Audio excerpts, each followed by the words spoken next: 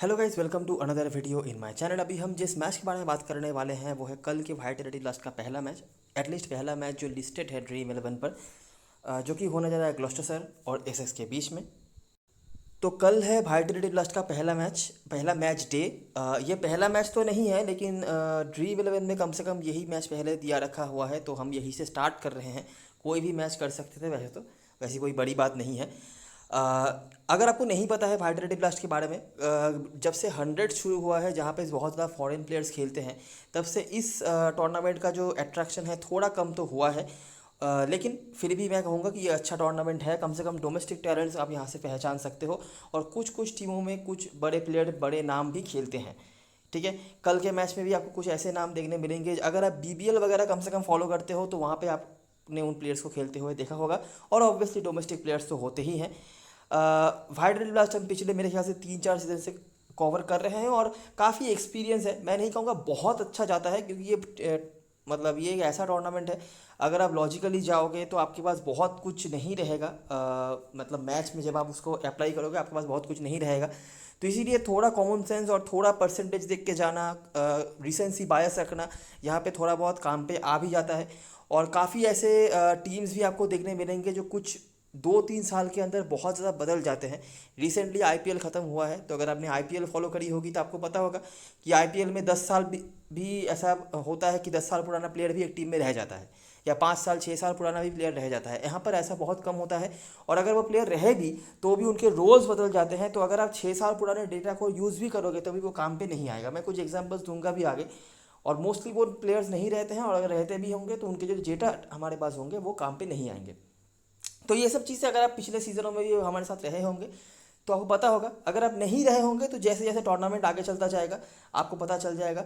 मेरे ख्याल से जितने भी T20 टूर्नामेंट्स होते हैं, चाहे वो आईपीएल हो या बीपीएल हो, या साउथ अफ्रीकन में जो लीग होते हैं, ऐसे T20 अभी से हो रहा है वो हो, बी या फिर सीपीएल हो, कुछ भी हो, वहाँ से सबसे ज़्यादा मैचेस यहीं पे आपको देखने मिलेंगे। हर दिन हर एक टाइम पे 6-7-8 मैचेस होते हैं। तो बहुत मुश्किल भी होता है टीम एडिट करना, लेकिन बहुत सारे मैचेस होते हैं, और ये बहुत लंबा टूर्नामेंट है। अगर आप मैच काउंट करेंगे तब आपको वो दिखेगा। तो इसीलिए बेहतर यही होगा कि बिल्कुल इक्वल और कम इन्वेस्टमेंट से खेलना है, और हर मैच खेलने की कोशिश करनी है। मतलब कम से कम हम जो कवर करेंगे, और जैसे जैसे हम मैच डे आगे बढ़ता जाएगा आपको हर दूसरे टीम के बारे में आइडिया लगता जाएगा जो भी हम कवर करेंगे। और सबसे ज़्यादा इंपॉर्टेंट जो इस टूर्नामेंट में होता है कि टीमों के बारे में आइडिया एक बना के रखो कि ये टीम क्या करती है, इनकी वीकनेस क्या है, स्ट्रेंथ क्या है। और दूसरी बात है कि जो होम ग्राउंड्स होते हैं हर टीम के, उनके बारे में थोड़ा बहुत आइडिया रख के आपको चलना होता है। क्योंकि बहुत सारे मैचेस हो सकता है आप ऐसे भी खेलें जो हम कवर नहीं करें, तो उन जगहों पे ये जो आपके पास एक्सपीरियंस होगा या इन्फॉर्मेशन होगा ये बहुत आपके काम पे आने वाला है। ठीक है, बहुत सारी बातें मैंने कर ली, अभी मैच की एनालिसिस स्टार्ट करते हैं। मैं पहले ही बता दूं कि इन दोनों टीमों के बीच में आखिरी जो 5 हेड टू हेड मैचेस हुए थे, उनमें से 3 मैच अबंडेंट हुए हैं, मतलब नहीं हो पाए हैं पूरी तरीके से। तो इन्फॉर्मेशन तो हमारे पास हेड टू हेड से मिलेंगे कम। ठीक है, पहली बात ये। दूसरी बात ये कि एसेक्स काफ़ी अच्छी टीम है। अगर आपको कुछ भी नहीं पता है, अगर आप अभी भी कहीं भी कोई भी फैंटेसी साइट खोलेंगे तो आपको दिखेगा कि एसेक्स की तरफ से बहुत सारे ऐसे बड़े बड़े नाम हैं जिनको आप किसी भी तरीके से छोड़ने का मन नहीं बना सकते। और ग्लॉस्टरशायर की टीम बहुत ही इनकन्सिस्टेंट टीम भी है। 2 सीज़न पहले तक इनकी टीम में ग्लेन फिलिप्स खेलते थे, तो तब जाके इनकी बैटिंग बहुत अच्छी नज़र आती थी, और कुछ डोमेस्टिक प्लेयर्स के परफॉर्मेंस भी होते थे। अभी पिछले सीजन में जब ग्लेन फिलिप्स नहीं आए तो उनकी बैटिंग बहुत वीक नज़र आई है, ये आपको आगे दिख भी जाएगा। और ये एक one of the few teams हैं जिनको बहुत ज़्यादा डोमेस्टिक प्लेयर्स के ऊपर डिपेंड करना पड़ा है पिछले सीज़न में। इस सीज़न में हालांकि इन्होंने 2 बड़े नाम साइन किए हैं इंटरनेशनल प्लेयर्स के रूप में। देखना पड़ेगा कि वो क्या इंपैक्ट डाल पाते हैं। हम स्टार्ट करते हैं इस मैच की एनालिसिस। ये मैच होने जा रहा है काउंटी ग्राउंड ब्रिस्टल में, जो कि ग्लॉस्टरशायर का घर है। वेदर हो सकता है क्लाउडी हो, लेकिन बारिश के आसार मुझे नहीं दिख रहे। मैच बराबर होना चाहिए। आखिरी 5 मैचेस में जैसा मैंने बताया कि 2 मैचेस खाली कंप्लीट हुए हैं जो दोनों एसेक्स ने जीते हैं, जैसा कि उम्मीद रख भी सकते हो, और 3 मैच नो रिजल्ट रहे हैं। पिछले सीजन में 7वें स्थान पर खत्म किया था ग्लॉस्टरशायर ने 9 टीमों की टेबल में, और एसेक्स ने खत्म किया था 14वें स्थान पर। यहाँ पे बेहतर वही रहे हैं एसेक्स की टीम।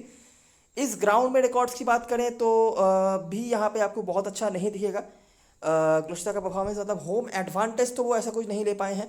पिछले सीजन में 3 मैच जीते, 4 मैच हारे। उसके पहले वाले सीजन में जो 5 मैचेस के रिजल्ट आए थे वहाँ पे उन्होंने 3 मैच जीते हैं और 2 मैच हारे हैं। अगर हम इंडिविजुअल परफॉर्मर्स में आ जाए तो जैसा मैंने पहले ही आपको बताया कि ग्लॉस्टरशायर, ये जो मैं आपको बातें बता रहा हूँ ना कि कौन सी टीम की स्ट्रेंथ क्या रही है, वीकनेस क्या रही है, इन चीज़ों को सुनते रहना, इससे आपको मैच में भी आप रिफ्लेक्शन देख पाओगे और आपको आइडिया भी लग जाएगा कि किस टीम से आप क्या उम्मीद रख सकते हो। तो ग्लॉस्टरशायर, जैसे मैंने पहले ही बताया कि इनकी बैटिंग उतनी अच्छी नहीं रही है। ये क्या करते थे मैं बता दूं आपको, सेकेंड लास्ट सीजन तक भी इन्होंने काफ़ी बढ़िया क्रिकेट खेला था और काफ़ी बड़े बड़े स्कोर्स खड़ा किए थे इन्होंने। उसके पीछे रीज़न ये हुआ करता था कि इनके पास दो बहुत ही खतरनाक ओपनर्स रहते थे, क्रिस डेंट और माइल्स हैमंड। दोनों ही मतलब तीसरे चौथे गियर पे खेलते हैं, डिफेंसिव क्रिकेट बिल्कुल भी नहीं खेलते थे। तो ये बहुत तेज स्टार्ट देते थे हर मैच में, कम से कम मतलब हर मैच में तो मतलब ऐसा नहीं 10 के 10 मैच में, लेकिन 10 में से 7-8 मैच में तेज तरह 30 40 या 50 रन की साझेदारी में बनाते थे, इसलिए वो स्टेज तैयार हो जाता था। पिछले सीजन में ऐसा कुछ भी नहीं हुआ। और नीचे भी जो बैट्समैन बैटिंग करने आते थे वो भी बहुत यंग थे या डोमेस्टिक प्लेयर्स थे, तो उनको भी थोड़ा टाइम लगता था, तो इसीलिए रनों की गति भी नहीं बढ़ा पाते थे वो। और जब वो रनों की गति बढ़ाने की कोशिश करते भी थे तब तक काफ़ी देर हो चुकी होती थी और रन वो नहीं बना पाते थे। और बॉलिंग तो कभी इनकी स्ट्रेंथ थी भी नहीं। इनके पास हालांकि 2-3 अच्छे बॉलर्स हैं, लेकिन अंडर प्रेशर ये कोई मैच बॉलिंग से निकाल के ले जाए या लो स्कोर पे सामने वाली टीम को ऑल आउट कर दें, ऐसा आपको शायद ही देखने मिलेगा इनकी तरफ से। तो अगर आप नोटिस करोगे तो पिछले सीजन में बताने लायक जो परफॉर्मेंस था किसी का, एक इंडिविजुअल अगर हम चुनेंगे तो वो थे बेन चार्ल्सवर्थ। इनके लिए काफ़ी अच्छा गया था पिछले एडिशन, उन्होंने थोड़ी बहुत बॉलिंग भी कराई थी। 25 का औसत था और 2 अर्शतक इन्होंने लगाए थे और 30 रन और ऑलमोस्ट उन्होंने बना दिए थे। एसिस की तरफ से अगर आप देखो तो काफ़ी सारे नाम को दिख जाएंगे, जिनमें से डैनियल सैम्स पिछले सीजन के प्लेयर ऑफ द टूर्नामेंट बने थे मेरे ख्याल से। माइकल बेवर का भी अच्छा था, 3-4 नंबर बैटिंग करने आते थे, इस सीजन में भी आप इनसे ये उम्मीद रख सकते हो। और रॉबिन दास कल के मैच में स्टार्ट करेंगे या नहीं देखना पड़ेगा, लेकिन ये बहुत ही तेज़ खेलते हैं। इनका भी वही है कि इनका कोई गियर बदलता नहीं है, पहले बॉल से हिट करने की कोशिश करते हैं, इसलिए बहुत तेज़ तो खेलते हैं लेकिन बहुत लंबा नहीं खेल पाते हैं। बॉलिंग पे आपको दो नाम देखने मिलेगा, टॉम स्मिथ और डेविड पेन। ये काफ़ी एक्सपीरियंस्ड है, काफ़ी सालों से इन दोनों टीमों में खेल रहे हैं। अगर आपने थोड़ा बहुत बीबीएल फॉलो किया होगा आपको डेविड पेन का नाम पता होगा। ये दोनों इनके मतलब सीजन परफॉर्मर होते हैं जनरली। एसएस की तरफ से आपको क्रिशली और सैम्स हार्मर दिख जाएंगे। आप देख सकते हैं कि हर तरफ से एसएस के इंडिविजुअल्स भी ज़्यादा हैं, उनके परफॉर्मेंस भी बेहतर हैं। और यहाँ से आप आइडिया लगा ही सकते हैं कि क्यों एसएस की टीम बेहतर रही है इनसे, रैंकिंग में भी, हिस्ट्री में भी। और कल के मैच में भी जब आप टीम बनाने जाओगे तब भी कम से कम स्मॉल लीग में तो आपको एसएस के प्लेयर ज़्यादा लेने ही पड़ेंगे, क्योंकि इनके पास बहुत सारे इंडिविजुअल परफॉर्मर ज़्यादा हैं। ठीक है, अभी तो हमने वाल्टर का नाम भी नहीं देखा है। अभी तो वाल्टर भी कल के मैच में बहुत लोगों की टीम में होंगे, क्योंकि वाल्टर रिसेंटली 1-1.5 साल में बहुत नाम उन्होंने कमाया है T20 फ्रेंचाइज लीग में जाके भी। तो यही है, ये चीज़ें हैं जो आप देख सकते हैं। जैसे मैंने बताया कि आखिरी 5 में रेलिवेंट मैच 2 है। देखो, अगर आप चाहो तो 2019 के पहले भी हम देख सकते हैं। हमारे पास आखिरी मैच ये 2019 का भी मैं दिखा रहा हूँ, उसके पहले भी आप मैचेस देख सकते हो। लेकिन उससे होगा क्या, अगर आप 2019 के पहले मतलब 2018 के मैचेस देखने जाओगे ना, तो मुश्किल से 11 में से आपको 3 से 4 प्लेयर ही मिलेंगे जो तब से टीम में होंगे, उतने भी शायद नहीं होंगे। और जो प्लेयर होंगे भी, 2018 में जो प्लेयर शायद यंगस्टर के रूप में आया होगा, 6 साल बाद वो अभी यंगस्टर नहीं रहा, उनके रोल बदलेंगे, उनकी रिस्पॉन्सिबिलिटी बदलेगी, तो उनके परफॉर्मेंस भी डिफरेंस आएगा। ठीक है, फॉर एग्जाम्पल अगर आप देखोगे टॉम वेस्ली, जो आपको दोनों मैचेस में दिख जाएंगे, 2019 वाले मैच में भी, और इसके बाद अगला मैच जो हमें मिलेगा पिछले सीजन का 2023 वाले मैच में, 4 साल के डिफरेंस में टॉम वेस्ली आपको दोनों ही बार इस मैच का हिस्सा होते हुए दिखेंगे। पहले वो ओपनिंग करते थे, लेकिन पिछले सीजन से या उससे पहले से उनको मिडिल ऑर्डर या उससे भी नीचे भेज दिया गया। ठीक है, तो रोल बदला है। ऐसे ही मैं चीज़ों की बात कर रहा हूँ। बहुत लोग आपको होंगे जो पुराने रिकॉर्ड्स को भी इंक्लूड करके आपको रिकॉर्ड के रूप में टेबल बना के दिखा देंगे, लेकिन वो रेलिवेंट नहीं होता है। और जैसे जैसे टीम्स बदलती जाती हैं, प्लेयर्स बदलते जाते हैं, उनके रिकॉर्ड्स में भी चेंजेस आते हैं और उनके परफॉर्मेंस में चेंजेस आते हैं, जो चीज़ कोई बताता नहीं है। इसीलिए बहुत बार ऐसा होगा कि अगर आप वही रिकॉर्ड अंधाधुन फॉलो करते जाओगे तो वो काम पे आपके आएगा नहीं, और आपको लगेगा यार ये सब तो कोई मतलब ही नहीं है, हम रिकॉर्ड फॉलो कर रहे हैं, वो काम पे नहीं आ रहा है।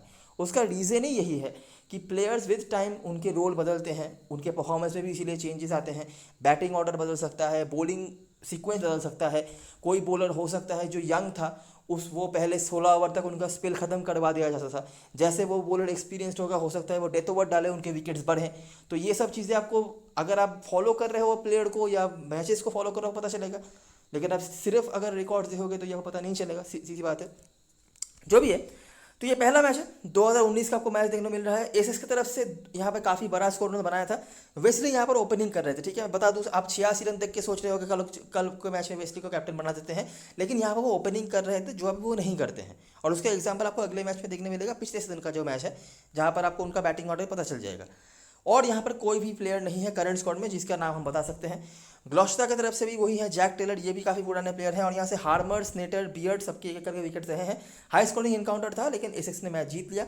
ये 5 ही प्लेयर्स हैं दोनों टीम मिलाकर जो आपको इस मैच से कॉमन मिल रहे हैं। और हाई स्कोरिंग इनकाउंटर में एसेक्स ने यहाँ पे बैटिंग फर्स्ट करके, वो भी इसी ग्राउंड पर ये मैच हुआ था, यहाँ पे कल का मैच होने जा रहा है वैसे तो, जीत हासिल कर लिया।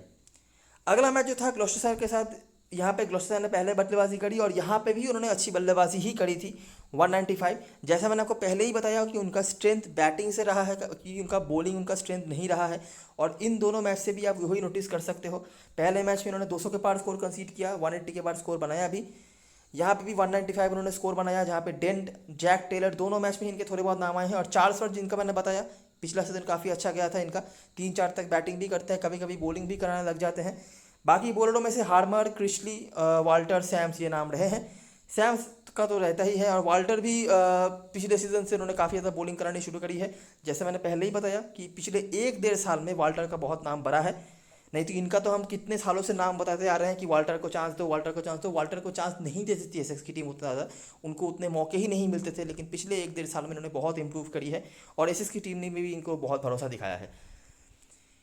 एसेक्स की तरफ से आपको खुशी और रॉबिन दास देखने मिलते हैं। रॉबिन दास का नाम आपने ऊपर देखा था यहाँ पर, और जो 2 वर्ष तक उन्होंने लगाए थे उनमें से एक इसी टीम के अगेंस्ट में लगाया था उन्होंने। ये बहुत तेज़ खेलते हैं, जब तक खेलेंगे ये बहुत मारते हैं, लेकिन लंबा नहीं खींच पाते हैं, यही बात है।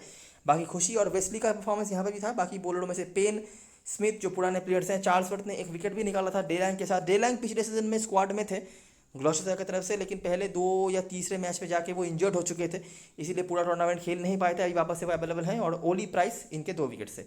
तो यही कुछ चीज़ें हैं। देखो कॉन्सिस्टेंट तो कुछ नहीं है, जो पुराने प्लेयर हैं दोनों, जैक टेलर एक तरफ से और टॉम वेस्ली एक तरफ से, यही दोनों आपको मिलेंगे। हार्मर के 2 मैच में 2-2 विकेट हैं। ये पुराने प्लेयर्स हैं, सबसे ज़्यादा वाले पुराने, वही आपको कॉमन मिलेंगे। बाकी मेजर परफॉर्मर्स में से आप चार्ल्स वर्थ देख सकते हो, लास्ट मैच इन्होंने 50 रन और 1 विकेट निकाला था। रॉबिन दास आप देख सकते हो, डैनियल सैम्स और वाल्टर को देख सकते हो, जिन्होंने 2-2 करके विकेट निकाला है। यही एक मैच का है, और ये मैच हुआ था चेम्सफर्ड में, जो कि एसएस का घर है, ठीक है। बाकी देखो हमारे पास हेड टू हेड का कुछ ऐसा है नहीं, तो हमें डायरेक्टली आ जाना पड़ेगा ग्राउंड के बारे में बात करने के लिए। यही हमारे पास रेलिवेंट सेक्शन है, जहाँ पर हम कंसिस्टेंटली कुछ चीज़ें देख सकते हैं। पिछले सीजन में मैचेस हुए हैं क्योंकि इस ग्राउंड पे ये, और इसके बाद करंट जो स्क्वाड है हुआ और जो प्लेइंग 11 हो सकता है, उसके बारे में कुछ बातें हम करेंगे, वो ध्यान से सुनना, क्योंकि हेड टू हेड में तो ज़्यादा कुछ है नहीं। तो पहला मैच जो है यहाँ पे मिडिल सेक्स के साथ हुआ था ग्लॉस्टरशायर का, जहाँ पे जाफर कोहर स्क्वाड में नहीं है फिलहाल, आगे खेल सकते हैं। जनरली इनको शॉर्टर फॉर्मेट में खिलाया नहीं जाता वैसे तो। मिडिल सेक्स ने यहाँ पे बनाया था 139। जैसा मैंने आपको बताया कि ग्लॉस्टरशायर बॉलिंग से ज़्यादा कुछ यहाँ पे नहीं करती है, लेकिन यहाँ पे मिडिल सेक्स की टीम की बात हो रही है, और उनका पिछला सीजन बहुत बुरा गया था, मतलब कुछ ज़्यादा ही बुरा गया था। एक ही प्लेयर के ऊपर उनकी बैटिंग डिपेंड करती थी, एस्किनासी, वो भी कुछ खास नहीं कर पाए। और बॉलिंग की तो बात जितनी कम करी जाए उतनी बेहतर। हर फॉर्मेट में वो मेरे ख्याल से लास्ट या सेकंड लास्ट पोजीशन पे चल रहे थे, तो वो था। और ग्लॉस्टरशायर की तरफ से एक और चीज़ जो हमने पिछले सीजन में नोटिस करी थी कि उनको चेज़ करना पसंद है। उनके जो बैट्समैन हैं वो चेज़ बेहतर करते हैं। पिछले सीजन में जो 2-3 जीत उन्होंने दर्ज करा था, उनमें से 2 जीत उनको बैटिंग सेकंड करके ही मिला है। बैटिंग फर्स्ट तो मेरे ख्याल से एक भी मैच वो पिछले सीजन में नहीं जीते थे व्हाइट रेड लास्ट में। अच्छा, तो पेन, ओली प्राइस, टॉम स्मिथ, इनके परफॉर्मेंस रहे हैं। इन तीनों का नाम हमने जो लास्ट हेड टू हेड हुआ था वहाँ पे भी देखा था। ग्लॉस्टरशायर ने यहाँ पर चेज भी कर लिया था हैमॉन्ड के स्टार्ट से। ओली प्राइस के बैटिंग कंट्रीब्यूशन भी थे। ओली प्राइस ने पिछले सीजन में जो रॉयल लंदन कप हुआ था, अगर आपको नहीं पता है तो ये 50 ओवर का जो टूर्नामेंट होता है इंग्लैंड में डोमेस्टिक वाला, वहाँ पे धमाकेदार परफॉर्मेंस करा था, बैटिंग से भी बॉलिंग से भी। ये एक प्लेयर हो सकते हैं कल के मैच में जिनको आपको नोटिस करना चाहिए। स्पिनर के 3 विकेट थे, और अगर आपने यहाँ पे नोटिस करी होगी तो गोहार, टॉम स्मिथ, ओली प्राइस, ये सारे के सारे स्पिनर्स हैं, फिंगर स्पिनर्स हैं टू बी स्पेसिफिक। तो इस मैच में स्पिनर्स का बोलबाला रहा है, और ग्लॉस्टरशायर ने चेस करके मैच जीता है। अगला मैच सॉमरसेट के साथ हुआ था, और बहुत बड़ा टोटल यहाँ पे खड़ा कर दिया। देख लिया आपने कि जैसे ही स्ट्रॉन्ग टीम आई क्या हुआ, मतलब यहाँ पे वीकर टीम थी तो उन्होंने 140 तक रोक भी दिया, लेकिन यहाँ पे 231। लेकिन जो नाम कॉमन आपको दिख रहे हैं वो है ओली प्राइस, गोहार स्क्वाड में नहीं है तो उनको आप इग्नोर कर सकते हो। बाकी मैट टेलर का एक विकेट था, ग्लॉस्टर चेस तो नहीं कर पाए, लेकिन कुछ प्लेयर्स यहाँ पे भी हमें मिल रहे हैं, जैसे हैमंड दोनों बार बैटिंग सेकंड करा उन्होंने, दोनों बार भी रन बनाया, 4 विकेट का यहाँ पे स्कोर था। स्पिनर्स के 6 विकेट। सोमरसेट बहुत बड़ी टीम नहीं है जो स्पिनर के ऊपर डिपेंड करती है, लेकिन उनके यहाँ पे परफॉर्मेंसेस थे, और स्पिनर का हम दोनों ही मैच परफॉर्मेंस नोटिस कर पा रहे हैं। और पेसर्स के 4। अगला मैच यहाँ पे उन्होंने बैट फर्स्ट करा और क्या ही मतलब बुरी तरीके से उनको यहाँ पे रोक दिया। हालांकि हैमंड का नाम तीसरी बार यहाँ पर आ चुका है, तो हैमंड यहाँ पे कुछ तो कर रहे हैं। पहले मैच में भी हमने उनको 34 बनाते हुए देखा, उसके बाद 61। एक चीज़ नोटिस करना, हैमंड जो रन बनाते हैं वो आपको हमेशा स्ट्राइक रेट के बोनस देके जाएंगे, वो स्लो नहीं खेलते। ये 61 रन बनाने के लिए उन्होंने 40 गेंद नहीं दिए होंगे, ये आप श्योर हो के चलो। बाकी यहाँ पे 30 रन यहाँ पे थे, गोहार का कुछ परफॉर्मेंस था, पेसर स्पिनर बराबर। टॉम प्राइस ने यहाँ पे विकेट निकाला, दोनों प्राइस होते हैं। ओली प्राइस स्पिनर है, बैटिंग कर लेते हैं अच्छी खासी, टॉम प्राइस भी बैटिंग कर लेते हैं, लेकिन वो जनरली पेसर ऑलराउंडर है। और केंट ने बड़े आराम से यहाँ पे चेस कर लिया। हैमशाह के विरुद्ध मैच हुआ, यहाँ पे डकवर्थ लुईस लग गया था, ग्लॉस्टर ने यह मैच जीता भी था। और जैसे मैंने पहले ही बताया कि वो चेस करना पसंद करते हैं, तो आप नोटिस कर सकते हैं कि देखो यहाँ पे उन्होंने चेस करा, मैच जीता। उसके बाद यहाँ पे वो हालांकि बहुत रन था, चेस नहीं कर पाए। यहाँ पे बैट फर्स्ट करके हारे, यहाँ पे भी चेस करके वो मैच जीते हैं। मेरे ख्याल से यही एक मैच था जहाँ पे वो चेस करके भी मैच नहीं जीत पाए, क्योंकि 230 के ऊपर कंसीड करने के बाद तो जीतना बहुत मुश्किल होता है। ये आईपीएल वाले मैचेस नहीं है कि 270 280 तक स्कोर बने, तो 230 अभी भी यहाँ पे मतलब ऑलमोस्ट भी नहीं, पर्टिकुलरली विनेबल टोटली है, आराम से लोग जीत जाते हैं यहाँ पे, जो भी है। तो यहाँ पे भी आपको टॉम स्मिथ, गुहार, वैन ब्यूरन, पेन दिख जाते हैं। पेन कंसिस्टेंट तो नहीं है, लेकिन एक दो विकेट उनके खाते में होता है। टॉम स्मिथ अभी तक कंसिस्टेंटली विकेट उन्होंने निकाले हैं। बाकी वेल्स और चार्ल्सवर्थ 8 ओवर में ये उन्होंने इतने रन बनाए थे। पेसर का और स्पिनर का यहाँ पे भी 1 विकेट था। लास्ट मैच जो हुआ था यहाँ पे भी बैट फर्स्ट करना पड़ा था, फिर से वही बात। लेकिन आप नोटिस करो स्पिनर्स के रोल कितने आ रहे हैं, ठीक है। ससेक्स की भी टीम बहुत बड़ी वाली वो टीम नहीं है, हालांकि यहाँ पे शादाब खान थे जो लेग स्पिनर है, वो कम से कम इंडिविजुअल क्वालिटी रखते हैं, उन्होंने 4 विकेट निकाले थे। तो एक चीज़ जो नोटिस हम कर सकते हैं ना, कि स्पिनर्स का तो यहाँ पे रोल आ रहा है, और एसेक्स की जो टीम है वो ये इसको देख के तो बहुत खुश होंगे। उनके पास काफ़ी अच्छे स्पिनर्स हैं, हार्मर, क्रिस्टी का नाम तो आपने ऊपर देख ही दिया है, और भी हो सकते हैं। एसेक्स ने कोई स्क्वाड अभी तक अनाउंस नहीं किया है तो पता नहीं, लेकिन उनके पास और भी स्पिनर्स हो सकते हैं। टॉम वेस्ले भी बॉलिंग करा सकते हैं अगर ज़रूरत पड़ी तो ये कुछ चीज़ें हैं जो आप देख सकते हो। और पेसर्स का बराबर था, और बॉलिंग तो कभी स्ट्रेंथ थी भी नहीं, 13 ओवर में रन उन्होंने कंसीड कर भी लिया। ना पे टॉम स्मिथ जो कंसिस्टेंटली एक दो करके विकेट निकाल रहे हैं, और जफर गुहार का 1 विकेट। डेविड पेन और टॉम स्मिथ ये दोनों पुराने चावल हैं इस टीम में, बॉलिंग से अगर बात करी जाए तो। डेविड पेन कंसिस्टेंट नहीं है, और अगर जब उन्होंने लिया भी होगा 1-2 से ज़्यादा नहीं लिया है। टॉम स्मिथ का भी वही है, 1-2 लिया है, लेकिन वो कंसिस्टेंट रहे हैं, ठीक है। और हमने बैटिंग से हैमंड का नाम देखा है, चार्ल्सवर्थ के कुछ परफॉर्मेंसेस देखे हैं। जफर गुहार स्क्वाड में नहीं है, नहीं तो वो भी काफ़ी कंसिस्टेंट थे। और एक और चीज़ जो हम नोटिस कर सकते हैं, ग्लॉस्टर को बैट फर्स्ट करना पसंद नहीं है। पिछले सीजन में अगर मैं बहुत गलत नहीं हूँ तो उन्होंने एक भी मैच नहीं जीता है बैट फर्स्ट करके।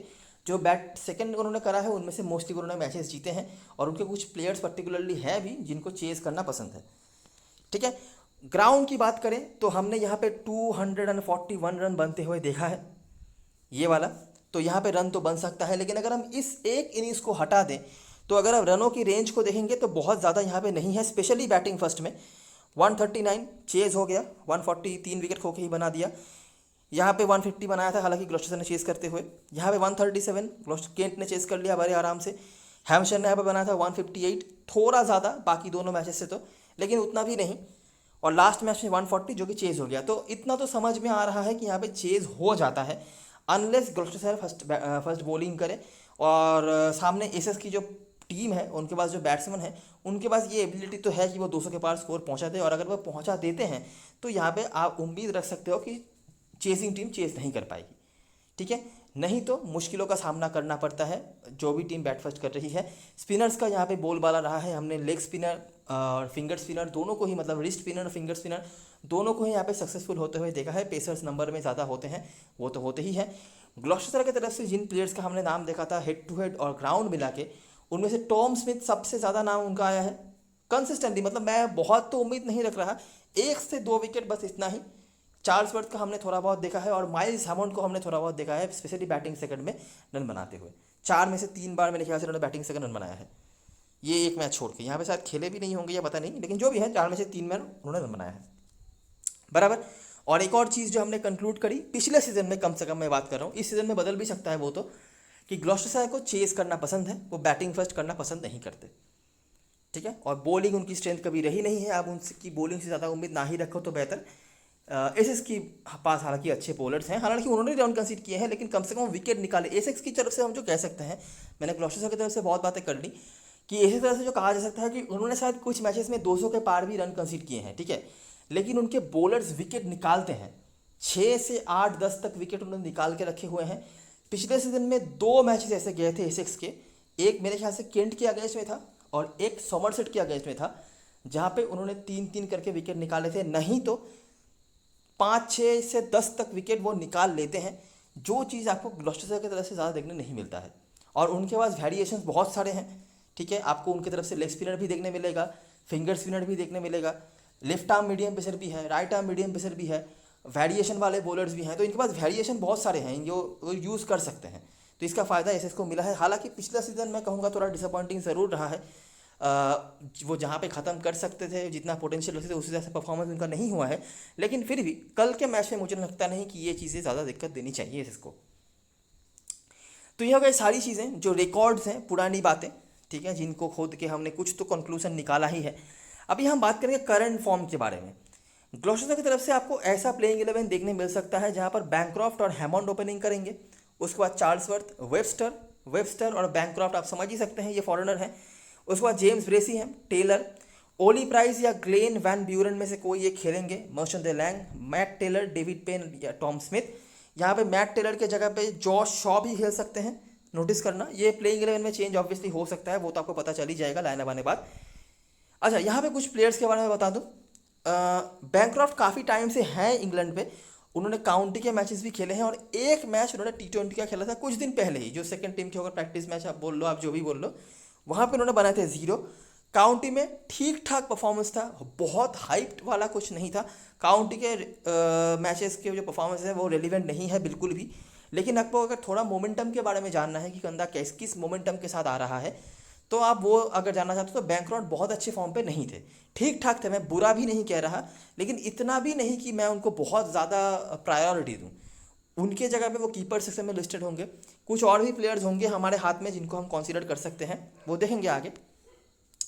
हैमॉन्ड का कुछ ऐसा नहीं है रिकॉर्ड वगैरह बताने के लिए, मतलब रिकॉर्ड तो नहीं, रिसेंट फॉर्म वगैरह बताने के लिए।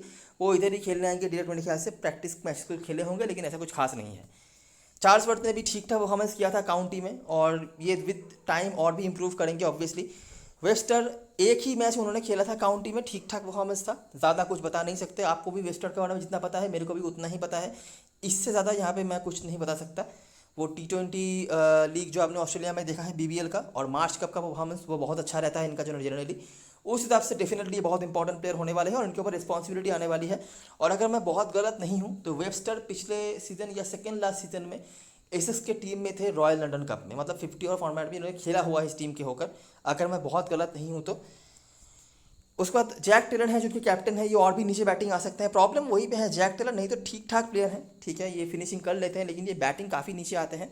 ओली प्राइस और ग्लेन वैन ब्यूरन होंगे। ओली प्राइस का पिछला सीजन बहुत बढ़िया रहा है, काउंटी में भी ठीक ठाक परफॉर्मेंस इन्होंने करा है, बिल्कुल देखा जा सकता है। ग्लेन वैन ब्यूरन का भी अच्छा रहा है। इन दोनों में से जो भी खेलेंगे आप इनको कंसीडर कर सकते हो। आपने देखा पिच में स्पिनर का काम है, दोनों स्पिन बॉलिंग कराते हैं और दोनों ही काफ़ी अच्छी बैटिंग कर लेते हैं। मैं बहुत शॉक्ड नहीं होऊंगा अगर ये दोनों को मैं साथ में खेलता हुआ देख लूँ, लेकिन जो भी खेलेंगे आप उनको कंसीडर कर सकते हो। मॉर्शल लैंग ठीक ठाक उनका भी परफॉर्मेंस रहा है विद द बॉल काउंटी में, मेरे ख्याल से सेकंड हाईएस्ट विकेट टेकर रहे हैं टीम के होकर, लेकिन बहुत हाइट वाला कुछ काउंटी में नहीं था। ओवरऑल ग्लॉस्टर की टीम ही काउंटी में कुछ खास नहीं कर पाई है, तो इसीलिए काउंटी से हम ज़्यादा कुछ कह नहीं सकते। बाकी जिनका जो रिकॉर्ड है आपने देख लिया, Matt Taylor, David Payne, Tom Smith. उसके बाद इनमें से जो प्लेयर्स हमारे टीम में होंगे, जिनके साथ हम कोर बनाएंगे ग्लॉस्टर की तरफ से, मिनिमम तो कुछ प्लेयर्स आपको लेने ही होंगे, अनलेस कि आप 10+1 पे खेल रहे हो, वहाँ पर आप एक भी प्लेयर ले सकते हो। लेकिन अगर आप कम से कम 3-4 प्लेयर लेना चाहते हो, तब मैं बता रहा हूँ वेबस्टर रीज़न यही है कि ये एसएस के होकर पहले खेल चुके हैं, तो थोड़ा बहुत इंडिविजुअल्स के बारे में आइडिया होगा इनको, और इंडिविजुअल क्वालिटी ज़्यादा ब्रिंग करते हैं। और ऑस्ट्रेलियन डोमेस्टिक सर्किट में भी ये बहुत कंसिस्टेंट रहे हैं हर फॉर्मेट में, चाहे वो T20 हो या 50 ओवर हो, तो डेफिनेटली ये काफ़ी इंडिविजुअल क्वालिटी ब्रिंग करेंगे यहाँ पे। उसके बाद इन दोनों में से जो भी खेलेंगे आप उनको लेंगे। हैमॉन्ड आप बैटिंग से देख सकते हो, या मॉर्शन दे लैंग बॉलिंग से। मॉर्शन दे लैंग का सबसे एडवांटेज आपको ये मिलेगा कि ये बैटिंग कर लेते हैं, ये बॉलिंग शायद बहुत अच्छी नहीं भी कराएं, लेकिन ये बैटिंग अच्छी खासी कर लेते हैं। और टॉम स्मिथ एक कंसिस्टेंट पॉइंट स्कोरर के रूप में आप कंसीडर कर सकते हो, ठीक है। तो हैमॉन्ड और मॉर्शन दे लैंग में से कोई एक, वेबस्टर ये स्पिनर वाला जो ऑलराउंडर है प्राइस या वैन ब्यूरन में से जो भी खेलेंगे वो, और टॉम स्मिथ, ये हमारे कोर होंगे। बाकी आप देख सकते हो किसको लेना है, लेकिन मुझे लगता नहीं कि आप ग्लॉस्टर की तरफ से ज़्यादा प्लेयर निवेश ले पाओगे। बेंच पे जो प्लेयर्स होंगे आप देख सकते हो, यहाँ पे जॉश शॉ हैं, अजीत देल, मिडिल्टन। ये जो बाजू में जो ब्रैकेट में एक लिखा हुआ है ना, ये मतलब फर्स्ट इनिंग्स में, और जब 2 लिखा होगा वो सेकंड इनिंग्स का, ठीक है। इसी की तरफ से रॉसिंगटन इनके लिए ओपनिंग करेंगे। रॉसिंगटन इंजरी से वापस आते ही पहले मैच में इन्होंने 100 लगा दिया। रॉसिंगटन का भी वही सीन है, दोनों ही टीम में दोनों ऐसे कुछ ओपनर्स हैं जो पहले बॉल से हिट करने की मेंटालिटी रखते हैं। रॉसिंगटन का फ़ायदा ये है कीपिंग के पॉइंट आपको देंगे, इनका कुछ भी भरोसा नहीं है, आप कुछ भी प्रेडिक्शन नहीं कर सकते। जिस दिन आप सोचोगे कि नहीं इनके प्रेडिक्शंस अच्छे हैं, रिकॉर्ड्स अच्छे हैं, चलो बना देते हैं कुछ कैप्टन वाइस कैप्टन, उस दिन ये पक्का फेल होंगे। और जिस दिन ऐसा कुछ नहीं होगा, आप सोचोगे कि छोड़ देते हैं, वो आपको अकेला एक साइडेडली हरा देंगे। तो कीपिंग सेक्शन में किसी को लो चाहे नहीं लो, रॉसिंगटन को तो लेके ही चलो, ये कीपिंग के पॉइंट भी आपको देंगे और बहुत तेज़ खेलते हैं। इनको ज़्यादा टाइम नहीं लगेगा सब कुछ ख़राब करने के लिए आपकी टीम में, तो लेके चलना है इनको। और इंजर्ड थे, इंजरी से वापस आने के बाद पहले ही मैच में उन्होंने 53 बॉल 106 बना दिया, तो समझ सकते हो 200 के स्ट्राइक रेट से बनाए उन्होंने। रूल ऑप्शन हो सकते हैं या फिर रॉबिन दास भी यहाँ पे खेल सकते हैं, देखना पड़ेगा। स्क्वाड तो अनाउंस किया नहीं है सिक्स ने, जब तक मैं यह वीडियो बना रहा हूँ तो पता नहीं, लेकिन रूल ऑप्शन बहुत अच्छे फॉर्म से नहीं घुस रहे हैं। 143 का हालांकि उनका स्कोर था। माइकल वेबर काफ़ी बढ़िया फॉर्म से घुस रहे हैं काउंटी में। जॉर्डन कॉक्स, दोनों टीम मिलाकर धमाकेदार फॉर्म चला है और one of the few players हैं जिन्होंने ऑलरेडी 1000 के ऊपर रन बना दिया है और रिसेंटली 200 रन बना के आ रहे हैं, तो फॉर्म ऑफ इस लाइफ पे चल रहे हैं। और दोनों कीपर सेक्शन में होंगे, दोनों ही, पेपर और जॉर्डन कॉक्स, ठीक है। तो कम से कम जॉर्डन कॉक्स तो मेरी टीम में होंगे डेफिनेटली, और इनका T20 सर्किट में परफॉर्मेंस भी अच्छा रहा है पिछले कुछ टाइम्स में। माइकल वेबर को भी आप देख सकते हो, स्पेशली अगर वो बैट फर्स्ट कर रहे हैं तो। वाल्टर जो T20 मैच उन्होंने रिसेंटली खेला था प्रैक्टिस मैच, वहाँ पे कुछ खास नहीं करा था, लेकिन बॉलिंग फर्स्ट इनका परफॉर्मेंस अच्छा रहता है। वन ऑफ द प्लेयर्स हैं जिनको चेस करना पसंद है इसकी टीम में। डैनियल सैम्स, उसके बाद वेस्ली क्रिशली, हार्मर, सैम कुक और आरन बियर्ड। इनमें से कुछ प्लेयर्स के बारे में मुझे बताने की ज़रूरत नहीं है, जैसे कि सैम्स हो गए, क्रिशली हो गए या फिर हार्मर हो गए। इनको मुझे लगता नहीं कि कोई बात ज़्यादा करने की ज़रूरत है। तो इनमें से जो जो प्लेयर्स हमारे टीम में होंगे, रॉसिंगटन होंगे, जॉर्डन कॉस कोशिश करना लेके चलने की, स्पेशली अगर बैट फर्स्ट कर रहे हैं तो बैटिंग सेकंड में भी ले सकते हो, ऐसी कोई बड़ी बात नहीं है। 2 यहाँ से हो गए। उसके बाद डैनियल सैम्स, क्रिशली, हार्मर, 5 प्लेयर्स यहाँ से आपको मिल गए। वाल्टर स्पेशली अगर वो बॉलिंग फर्स्ट कर रहे हैं तो 6ठा प्लेयर यहाँ से, बॉलिंग फर्स्ट में कुक को भी लेना है। 7वां प्लेयर माइकल पेपर, अगर एसेक्स बैटिंग फर्स्ट कर रही है और आपको एक्स्ट्रा बैट्समैन चाहिए तब आप देख सकते हो। तो ये 8 प्लेयर्स हैं। जैसे मैंने पहले ही आपको बताया कि आपको एसेक्स के प्लेयर ज़्यादा लेने पड़ेंगे, आप कुछ भी टीम बनाओ स्मॉल लीग में तो कम से कम आपको लेना ही पड़ेगा। तो ये 8 प्लेयर्स में से आप कंसीडर कर सकते हो। इनमें से शायद Rossington, Jordan Cox, Walter, Sams, Wesley, Harmer और कुक, इनको रिगार्डलेस ऑफ टॉस आप रखोगे, ठीक है। माइकल पेपर को आप यहाँ पे टॉस के ऊपर डिपेंड करके देख सकते हो। अच्छा, हमें पता नहीं है स्क्वाड का वैसे तो, लेकिन ये कुछ प्लेयर्स हैं, अगर ये कहीं से खेलने आ जाते हैं तो देख लेना इनका परफॉर्मेंस क्या रहा है। इनमें से जमाल रिचर्ड सबसे उनका परफॉर्मेंस अच्छा लगा है मुझे, बैटिंग भी कर लेते हैं। बेनकेनस्टाइन का भी ठीक ठाक रहा है, लेकिन मुझे नहीं लग रहा कि इनमें से कोई खेलेंगे। ग्लॉस्टर की तरफ से वेबस्टर और बैंक्रॉफ्ट के आसपास लोग जा सकते हैं। बैंक्रॉफ्ट तो शायद कोई कैप्टन वाइस कैप्टन नहीं बना है स्मॉल लीग में, लेकिन वेबस्टर को काफ़ी लोग स्मॉल लीग में कम से कम वाइस कैप्टन बना सकते हैं सैम्स के बाद। उसके बाद दे लॉन्गर पेन, रिस्की में जैक टेलर को मैंने रखा है। जैक टेलर को तभी लेना जब आप टॉप ऑर्डर छोड़ रहे हो, नहीं तो इनके पास तो बैटिंग आनी नहीं है। इनके रिकॉर्ड्स अच्छे हैं लेकिन बैटिंग आनी भी चाहिए परफॉर्म करने के लिए। और उसके बाद चार्ल्स वर्थ या फिर जो स्पिन ऑलराउंडर वाला हमने वो सेक्शन बताया, ओली प्राइस और वैन ब्यूरन, उनको भी आप कंसीडर कर सकते हो। इसी तरह से सैम्स और वाल्टर के आसपास लोग जाएंगे। और उसके बाद क्रिशली यहाँ पे ज़्यादा लॉजिकल दिख रहे हैं क्योंकि ये स्पिनर हैं और लेग स्पिनर से यहाँ पे बहुत सक्सेसफुल स्पेल्स हासिल किए हैं। बैटिंग थोड़ी नीचे आते हैं, इसीलिए शायद उतना क्वेश्चन वो बैटिंग से ना दे पाए, लेकिन बॉलिंग इनकी काम पे आ जाती है। और ग्लॉस्टर ने बहुत स्ट्रगल किया है स्पिन किया गया था पिछले सीजन में। उसके बाद वॉशिंगटन का तो मैंने बता ही दिया। रिस्की में कॉक्स हैं और कुक और वेस्ली में से कोई एक। वेस्ली का भी वही सीन है, मुझे लगता नहीं इनके पास बैटिंग पहुँचेगी, रिकॉर्ड इनके तो बहुत अच्छे हैं। अगर ये थोड़े ऊपर आते तो हम इनको कंसीडर कर लेते, लेकिन अभी तो 5वें 6ठे नंबर पर आते हैं। और ग्लॉस्टर की बॉलिंग इतनी अच्छी है भी नहीं कि हम उम्मीद करें, कम से कम स्मॉल लीग की बात है। बड़ी लीग में आप कुछ भी करो, स्मॉल लीग में उम्मीद तो कम ही है कि वेस्ली के बाद बराबर बैटिंग आएगी। और कुक को आप बॉलिंग फर्स्ट में स्पेशली देख सकते हो। अच्छा, अभी के लिए मैंने 9 प्लेयर्स को रखा है। ये 9 प्लेयर्स आप किसी भी साइड में खेल रहे हो, अगर आप 7+4 वाले भी खेल रहे हो, 10+1 पे खेल रहे हो, कहीं पे भी आप इनको ले सकते हो, ठीक है। यहाँ पे मैंने वैन ब्यूरन को रखा है। वैन ब्यूरन मुझे उम्मीद है खेल सकते हैं ओली प्राइस के ऊपर, तो इसीलिए क्रिशली, वेबस्टर ये सब तो हैं ही हमारे टीम में। और हार्मर, सैम्स, मार्शन डिलॉक, इनको मैंने रखा है। अगर आप ऐसे साइड में खेल रहे हो जहाँ पे कोई रेस्ट्रिक्शन नहीं है ऐसा, तो जो ऑप्शंस होंगे बैटिंग सेक्शन में बैंक्रॉफ्ट हैं और माइकल पेपर। मुझे लगता है कि बैंक्रॉफ्ट को लोग डेफिनेटली लेंगे, रॉसिंगटन को भी लेंगे, यहाँ पे जॉर्डन कॉक्स या पेपर में से किसी एक को लें। चारों कीपर को मुझे लगता नहीं लोग लेके जाएंगे। एक प्लेयर के बारे में मैं बताना भूल गया, वो है ब्रेसी। ठीक है, इनका कोई रिकॉर्ड नहीं है, लेकिन इन्होंने जितने परफॉर्मेंसेस करे हैं पास्ट में, उनमें से मोस्टली इन्होंने इस ग्राउंड पे काफ़ी रन्स बनाए हैं। पिछला सीज़न इनका उतना अच्छा नहीं गया था, लेकिन सेकेंड लास्ट सीज़न में इन्होंने बहुत रन्स बनाए थे इस ग्राउंड पे, स्पेशली 50 ओवर फॉर्मेट में। देख सकते हैं आप।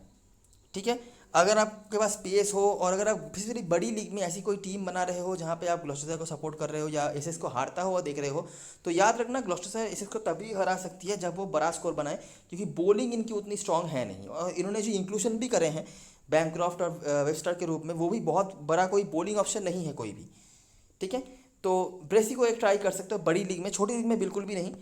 बैटिंग में दो तो हमने ले लिया, इसके बाद हैमॉन्ड के साथ लोग जा रहे हैं। मैं भी कहूँगा हैमॉन्ड को ही रहो, ये ओपनिंग करेंगे, क्योंकि बाकी जो ऑप्शंस हैं, रॉबिन दास अगर खेलते हैं डेफिनेटली ले लेना, ये ओपनिंग करेंगे और बहुत तेज़ खेलते हैं।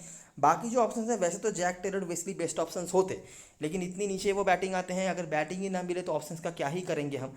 तो इसी हिसाब से जहाँ पे 3 आपको लेने ही पड़ेंगे बैट्समैन, वहाँ पे ये 3 ही ले लेना। ठीक है, अगर रॉबिन दास खेलते हैं तो, और अगर रॉबिन दास भी नहीं खेलते हैं तब तो आप किसी को भी ले लो, मेरा कोई वो नहीं है। लेकिन जनरल अगर 10+1 पे खेल रहे हो, रेस्ट्रिक्शन नहीं है, ऐसी साइड्स में खेल रहे हो, वहाँ पे ये 3 हो गए। यहाँ से ऑलराउंडर में वाल्टर है एक ऑप्शन। वाल्टर बॉलिंग फर्स्ट, इनके रिकॉर्ड्स अच्छे होते हैं, लेकिन अगर आपको सेफ जाना है आप एनीवेज इनको लेकर चल सकते हो। और लास्ट प्लेयर के रूप में आप यहाँ पे सैम कुक को लेकर चल सकते हो, ये कंप्लीट कर सकते हो। यहाँ पे टॉम स्मिथ भी एक लेने लायक ऑप्शन है। डेविड पेन कंसिस्टेंट नहीं रहे हैं, तो वही है कि एक दो विकेट की बात है, अगर आप वो सेक्रीफाइस कर सकते हो डेविड पिन को छोड़ सकते हो। लेकिन फिलहाल मैंने क्योंकि एसएस के सपोर्ट में बनाया है, तो मैंने यहाँ पे ऐसा स्ट्रक्चर बनाया है। यहाँ पे कुछ प्लेयर्स को टॉस के ऊपर डिपेंड करके आप इधर उधर कर सकते हो, जैसे वाल्टर को कर सकते हो बैटिंग फर्स्ट में, सैम कुक को बैटिंग फर्स्ट में आप हटा सकते हो, मॉशन डिलांग के ऊपर चांस ले सकते हो। मॉशन डिलांग का एक ही है कि अगर उन्होंने एक विकेट भी ले लिया गलती से और चांसेस है कि ये बैटिंग इनको मिल जाएगी, तो ये बहुत ज़्यादा पॉइंट दे सकते हैं। बाकी मुझे इनसे भी बहुत ज़्यादा कुछ उम्मीद नहीं है, लेकिन 1 विकेट 20 रन तो ये बहुत ज़्यादा पॉइंट हो सकता है उस हिसाब से। बस यही कुछ चीज़ें हैं। कैप्टन वाइस कैप्टन चॉइस की बात करें तो सैम्स के साथ लोग जाएंगे, जाना तो चाहिए कम से कम। अभी पता नहीं बॉलिंग में क्यों दे दिया इनको, लेकिन सैम्स के साथ लोग जाएंगे, आप भी जा सकते हो। मैं बहुत अगेंस्ट कुछ नहीं हूँ, लास्ट हेड टू हेड में इन्होंने 2 विकेट भी निकाला था। वाइस कैप्टनसी के लिए आप क्रिस्टली के साथ जा सकते हो, क्योंकि लेग स्पिनर्स के अगेंस्ट, ओवरऑल स्पिनर्स के ही अगेंस्ट अच्छा रिकॉर्ड नहीं रहा है ग्लॉस्टरशायर का। ठीक है, तो इसीलिए क्रिस्टली वहाँ पे काम पे आ सकते हैं। इसके अलावा रॉसिंगटन का मैंने बता दिया। रॉसिंगटन इसलिए भी कि ये कीपिंग के आपको पॉइंट दे देंगे, और सेकेंडली सामने वाली टीम की बॉलिंग उतनी अच्छी नहीं है। थोड़ा नीचे अगर जा सकते हो, स्पेशली अगर एसएक्स बैट फर्स्ट कर रही है, तो आप जॉर्डन कॉस को भी ट्राई बिल्कुल कर सकते हो। ठीक है, तो ये रही सारी चीज़ें और सारी एनालिसिस। अगर आपको वीडियो पसंद आई हो तो लाइक ज़रूर करना, सब्सक्राइब करना चैनल को, टेलीग्राम चैनल पे ज़रूर ज्वाइन हो जाना, क्योंकि लास्ट मोमेंट पे सारी अपडेट्स वहीं पे आने वाली हैं। तब तक के लिए best luck for this match and रूपर फॉर नाउ।